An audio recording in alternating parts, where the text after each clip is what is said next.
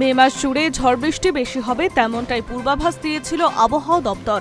আর সেই মতো বজ্রবিদ্যুৎ সহ হালকা থেকে মাঝারি বৃষ্টিপাত হতে চলেছে রাজ্যের জেলায় জেলায়।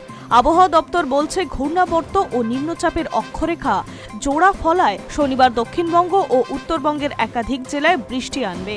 আবহাওয়া দপ্তর বলছে উড়িষ্যা ও মধ্যপ্রদেশে ফুসছে দুটি ঘূর্ণাবর্ত।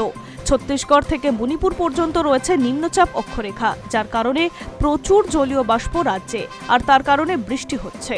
শনিবার থেকে দক্ষিণবঙ্গে ঝড় বৃষ্টির তীব্রতা বাড়ার পূর্বাভাস দিয়েছে আবহাওয়া দপ্তর। কলকাতা সহ দক্ষিণবঙ্গের বেশিরভাগ জেলায় বজ্রবিদ্যুৎ সহ হালকা থেকে মাঝারি বৃষ্টিপাত হতে পারে।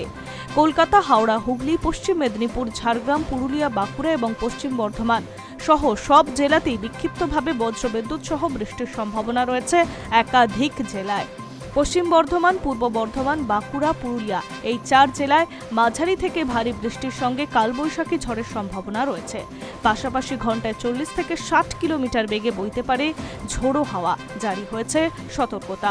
9 এপ্রিল ঝোড়ো হাওয়ার সতর্কতা রয়েছে পশ্চিম মেদিনীপুর, ঝাড়গ্রাম, পুরুলিয়া, পশ্চিম বর্ধমান, বীরভূম, মুর্শিদাবাদ এবং বাঁকুড়ায়। উত্তরবঙ্গে দার্জিলিং, কালিম্পং, আলিপুরদুয়ার, কোচবিহার, জলপাইগুড়ি, মালদা, উত্তর ও দক্ষিণ দিনাজপুর প্রায় সব জেলাতেই ঝড় বৃষ্টির দাপট বহাল থাকবে। অধিকাংশ জায়গায় বজ্রপাত সহ হালকা থেকে মাঝারি বৃষ্টির সম্ভাবনা রয়েছে। সঙ্গে বিক্ষিপ্ত ভারী বৃষ্টিপাত হতে পারে কোথাও কোথাও, সাথে থাকতে পারে দমকা হাওয়ার দাপট। Hi news network.